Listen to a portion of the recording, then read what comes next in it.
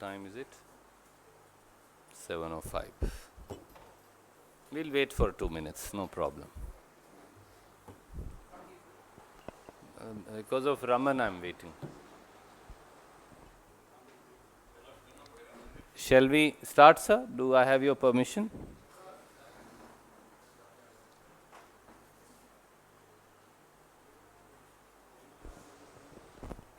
हार सामने देख बौखलाए व घबराए प्रधानमंत्री श्री नरेंद्र मोदी ने आज सभी संवैधानिक प्रावधानों, राजनीतिक मर्यादाओं वे सार्वजनिक जीवन की परंपराओं की बलि दे डाली। मोदी जी ने भारत की सनातन परंपराओं व हिंदू सभ्यता की सभी मान्यताओं को अपमानित किया है। प्रधानमंत्री श्री नरेंद्र मोदी भारत की बहुलतावादी, विभिन्न भाषा, भूषा, भेष, धर्म, संस्कृति, जीवन का रास्ता और संस्कारों के गुलदस्ते की जगह अपने छोटे राजनीतिक उद्देश्यों के लिए पूरे देश में नफरत के कांटे बोना चाहते हैं। प्रधानमंत्री जी, आपने भारतीय संस्कृति का अपमान किया है।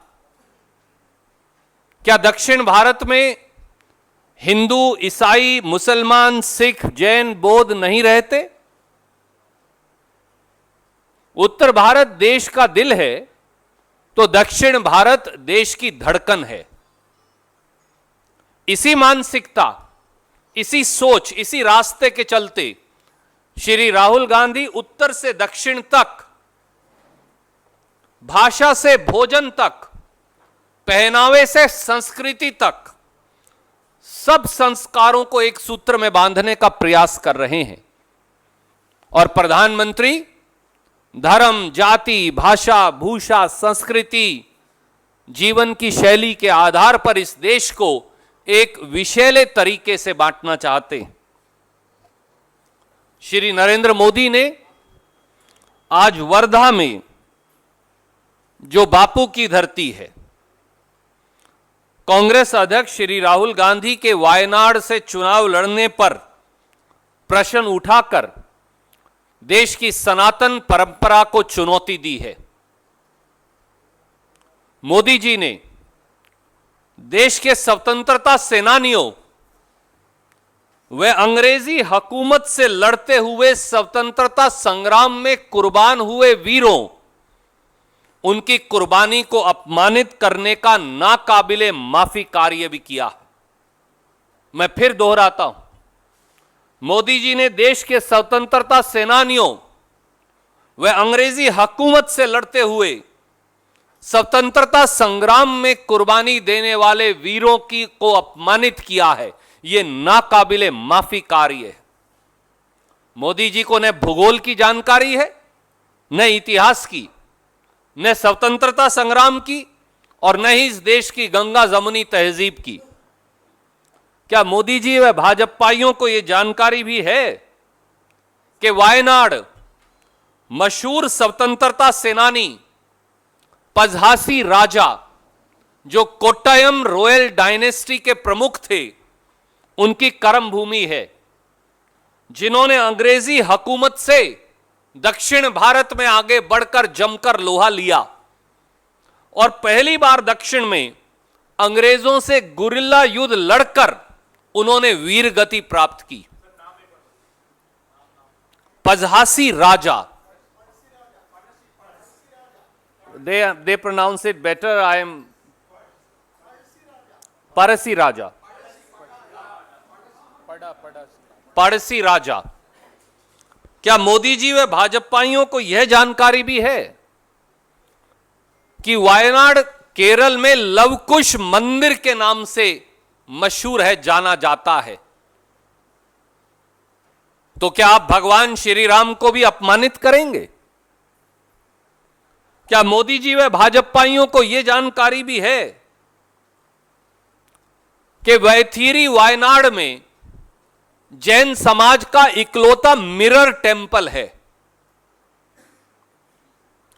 क्या मोदी जी व भाजपाइयों को यह जानकारी भी है कि वायनाड में सबसे ज्यादा आदिवासी जनसंख्या है और 8 अलग अलग ट्राइब्स के आदिवासी वायनाड के अंदर अपना जीवन व्यतीत करते हैं और तरक्की में भागीदारी करते हैं?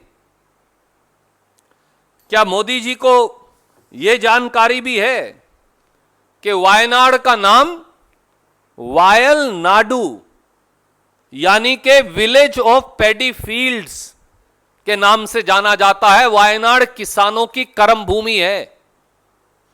वायनाड के अंदर सबसे बेहतरीन फसल होती है कॉफी, चाय, पेपर, कार्डेमोम, रबड़। इनकी खेती के लिए पूरे देश में वायनाड मशहूर है। यह देश के किसानों की कर्म भूमि भी है।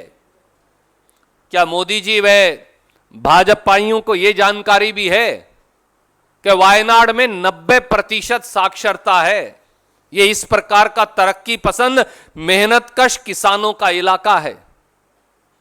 क्या मोदी जी व भाजपाइयों को यह जानकारी भी है कि वायनाड में सेंसस के मुताबिक 50% जनसंख्या यानी आधी जनसंख्या हिंदू समाज की है और इस देश की परंपराओं के अनुसार सबसे अधिक आदिवासी, दलित, पिछड़े और अलग अलग धर्मों के लोग यहां मिलकर केरल और देश की तरक्की के लिए काम करते हैं? क्या मोदी जी को इस बात की समझ है, जानकारी है कि धर्म के आधार पर लोगों को बांटने का कुकृत्य करने पर रिप्रेजेंटेशन ऑफ पीपल एक्ट 123 का करप्ट प्रैक्टिस कर उन्होंने उल्लंघन किया है? प्रधानमंत्री श्री नरेंद्र मोदी जी, आपको पूरे देश से माफी मांगनी चाहिए और चुनाव आयोग को संज्ञान लेकर यह एक करप्ट प्रैक्टिस है section 123 representation of people act में प्रधानमंत्री के खिलाफ निर्णायक कार्रवाई करनी चाहिए।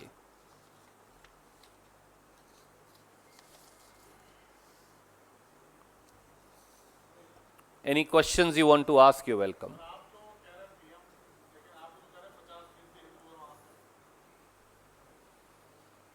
प्रधानमंत्री जी धर्म के आधार पर विभाजन पैदा करना चाहते। प्रधानमंत्री जी को ना भूगोल की जानकारी है, ना इतिहास की, ना स्वतंत्रता संग्राम की, ना इस देश की गंगा जमनी तहजीब की। वायनाड वो इलाका है जहां 50% हिंदू होते हुए भी अलग अलग जातियों, अलग अलग धर्मों, अलग अलग शैली, अलग अलग जिंदगी के तौर तरीकों को जीने वाले लोग मिलकर बेहतरीन खेती करते हैं और केरल और देश की प्रगति के अंदर हिस्सेदारी करते हैं। धर्म के आधार पर किसी संसदीय क्षेत्र पर प्रश्न उठाना और कांग्रेस अध्यक्ष श्री राहुल गांधी पर प्रश्न उठाना, यह एक सीधे सीधे करप्ट प्रैक्टिस है। यह दिखाता है कि प्रधानमंत्री को ना भूगोल और इतिहास की जानकारी है, वो हार सामने देख बौखला गए हैं। क्या प्रधानमंत्री बताएं कि क्या दक्षिण भारत के अंदर हिंदू, मुसलमान, सिख, ईसाई, पारसी नहीं रहते? पूरे दक्षिण भारत का अपमान, देश के स्वतंत्रता सेनानियों का अपमान, हमारी गंगा जमुनी तहजीब का अपमान, देश के संविधान का अपमान, सार्वजनिक जीवन की परंपराओं का अपमान और जीवन की कसौटी जो जिंदगी के तजर्बे से आती है, उन सब का अपमान प्रधानमंत्री कर रहे हैं। ऐसे प्रधानमंत्री को 1 मिनट भी अख्तियार नहीं कि वो उनके खिलाफ कार्रवाई ना हो। उन्हें सार्वजनिक जीवन में अपनी इस मर्यादाओं के घोर उल्लंघन और स्वतंत्रता सेनानियों के अपमान के लिए, स्वतंत्रता संग्राम के अपमान के लिए, पूरे दक्षिण भारत के अपमान के लिए उन्हें माफी मांगनी चाहिए। सर, क्या चुनाव आयोग में आप लोग विधिवत शिकायत करेंगे जिस तरीके से आप कह रहे हैं कि चुनाव आयोग संज्ञान ले? यह करप्ट प्रैक्टिस तो है ही और चुनाव आयोग को भी इसका संज्ञान लेना पड़ेगा। और अगर चुनाव आयोग संज्ञान नहीं लेगा तो हम अवश्य चुनाव आयोग को कहेंगे कि आप संज्ञान लीजिए, क्योंकि धर्म, जाति, भाषा, शैली, जीवन का रास्ता, उसके आधार पर आप इस देश को बांट नहीं सकते जो प्रधानमंत्री कर रहे हैं। Any question from that side? एक second sir, they wanted to ask on this subject sir, my friends from Kerala. Okay, I will try to be as brief as possible, and there are some words I can't pronounce very well because I come from Haryana, so you will pardon me for that.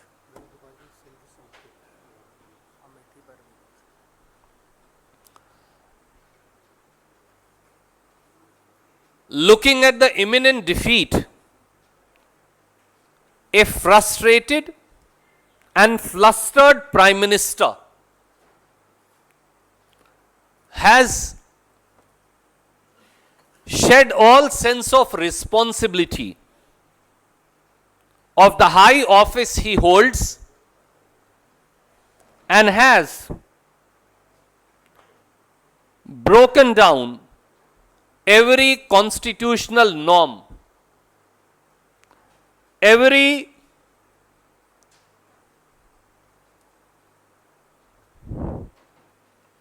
norm of the public life that a person holding such a high office should uphold, by alleging that Shri Rahul Gandhi is contesting Wayanad seat on account of there being residents of a particular religion living there. Prime Minister must understand that this country thrives on its all-encompassing behavior, and Prime Minister must understand that caste, creed, religion, way of life, culture, language, looks, color of skin are not considerations in our society to differentiate between men and men or women and women. Prime Minister has no sense of history. He has no sense of geography. He also has no knowledge of the struggle of independence. And he does not understand the composite culture of India. Does Modi ji even know that Wayanad is famous for the classical struggle for freedom against the British by the ruler of Kottayam royal dynasty, Padasi Raja, who not only fought the British, who not only took the British rule head on, but also waged a guerrilla war, defeating British on multiple occasions till he sacrificed himself for India. Does he even know that Wayanad is also known for the temple of Love Kush, the sons of Lord Ram and Mata Sita? Does the Prime Minister even know that in Wayanad, particularly in Vathiri, the mirror temple of the Jain faith is famous and is unique of its own nature? Does the Prime Minister even know that Wayanad has reminiscence of the Stone Age, that is the original civilization that it depicts? Does the Prime Minister also know that Wayanad has the largest scheduled tribe population of 8 different scheduled tribes? Does the Prime Minister even know that Wayanad has nearly 50% Hindu population, besides population of backwards, of scheduled tribes, of Dalits, and of many, many other religions, where Christians are about 20%, 21%, Muslims are about 28%, and Hindus are about 50%, besides many other culture. So it's an ideal ground of combination of various communities and religions who thrive together and live together. Prime Minister has committed a corrupt practice under Section 123 of Representation of People Act, besides violating the dignity of the office that he holds and every other yardstick that is necessary and impeccable in public life. He must apologize to the nation. He has insulted the freedom movement. He has insulted the entire southern India. He has insulted the composite culture of India. He has insulted the India that is unified by its multiple cultures as also languages, religions and castes and creeds. An election commission must take note of this and take action against Shri Narendra Modi. Any other question? Yes, sir.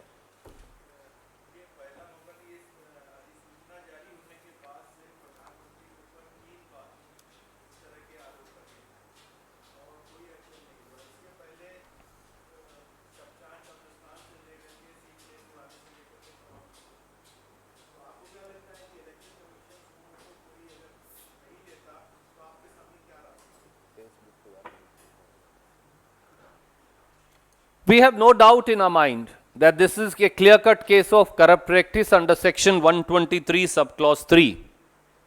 And in fact, people have been disqualified on this ground. And let me read to you what the court said on 123, subclause 3, the last time around. I have it here.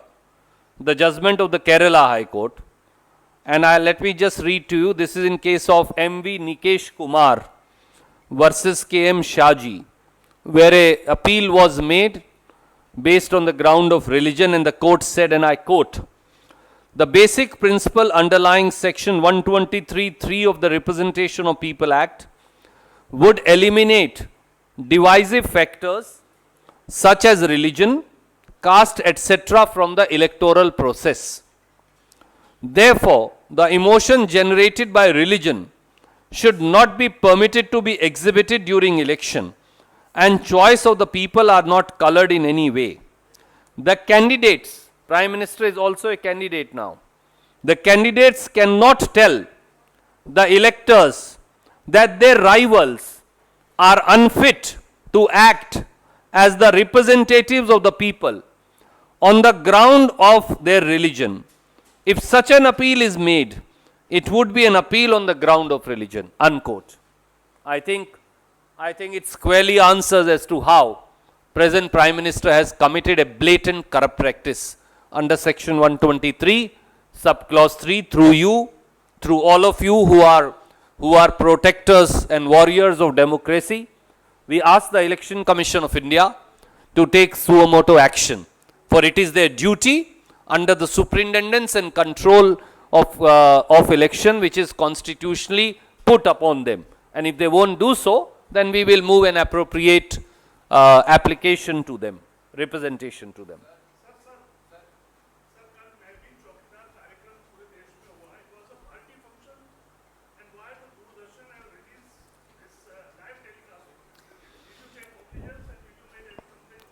A representation has been filed by the Indian National Congress already today at 5:15.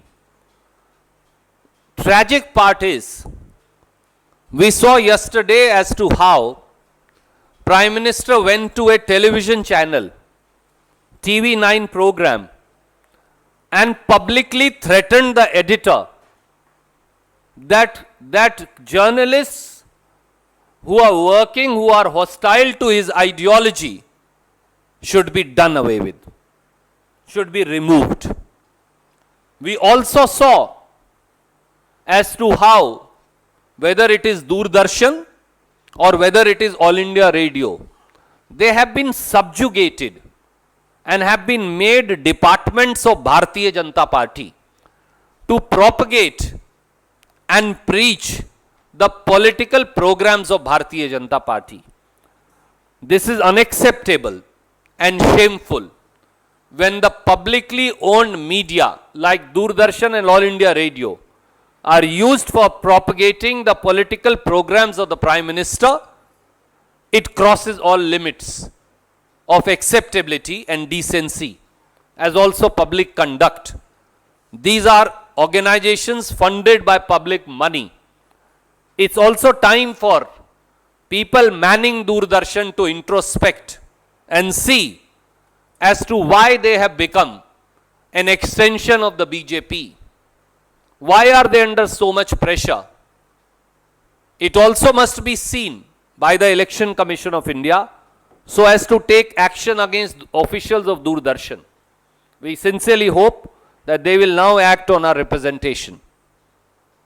Prime minister ने एक rally में कहा है कि उमर अब्दुल्ला साहब महागठबंधन के सूत्रधार हैं और कश्मीर में प्रधानमंत्री चाहते हैं कि जवाब आपसे मांगा है। दोबारा आप सवाल पूछिए प्लीज।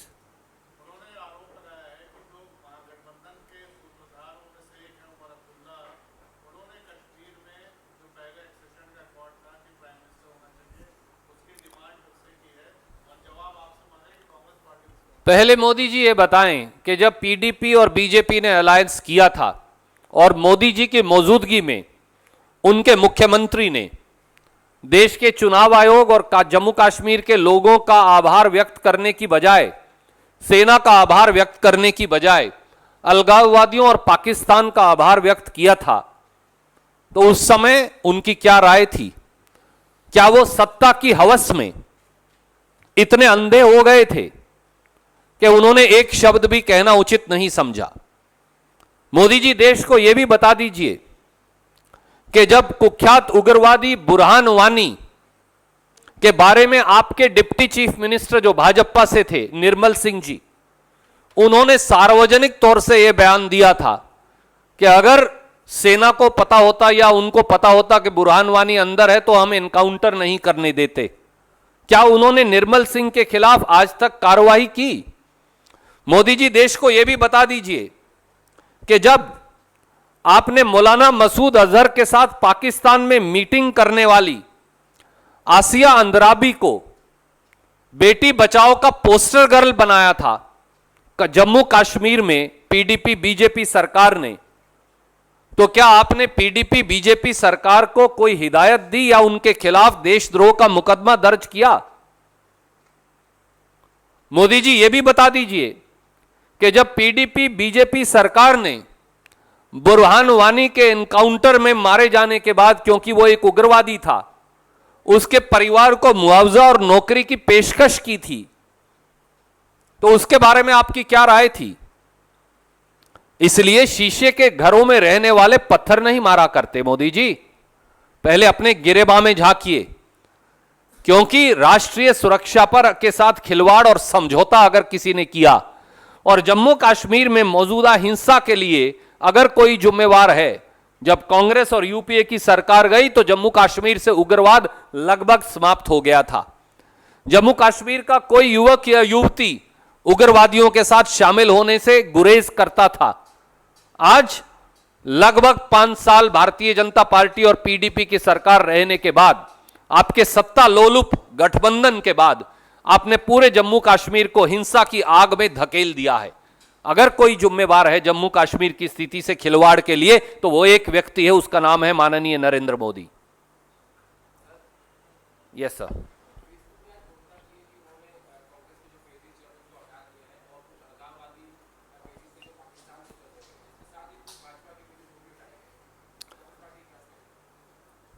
हमने आज देश के गैर कानूनी कानून मंत्री जो अब पहला चुनाव जीवन का हारने वाले हैं, उनका बयान भी सुना। सच्चाई ये है, और मैं फिर दोहराता हूं, इंडियन नेशनल कांग्रेस का कोई पेज किसी गतिविधि की वजह से नहीं हटाया गया और हमने इस पर बाकायदा ट्वीट किया है, मैं चुनौती देता हूं। दूसरा,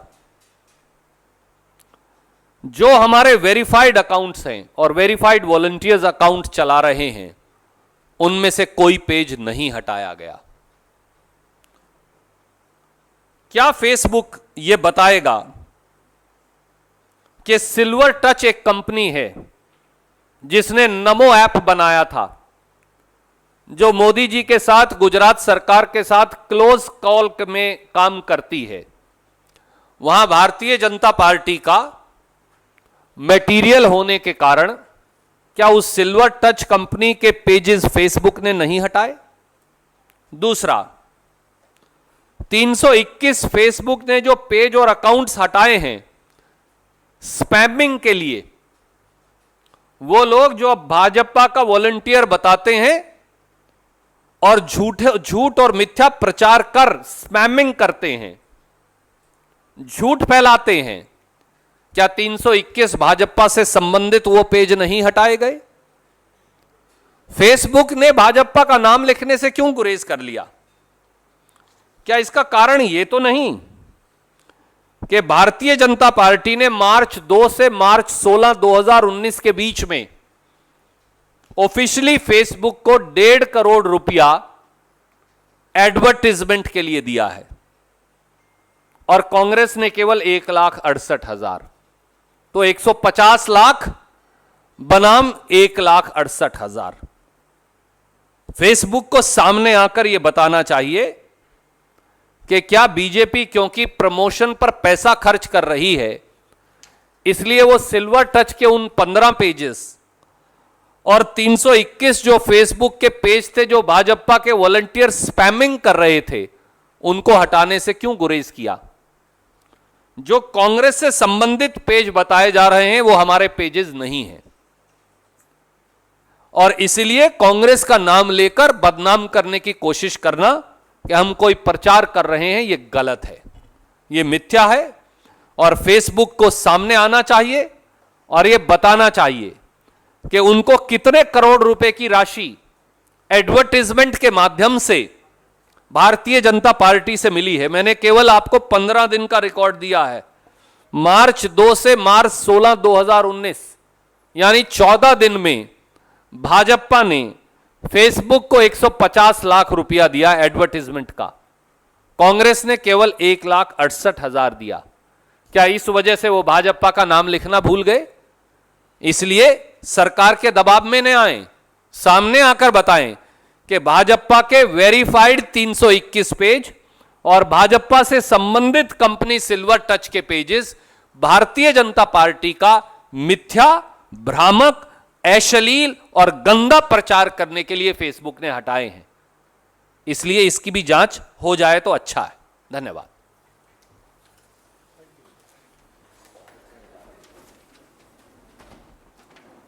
लगाओ हाथ।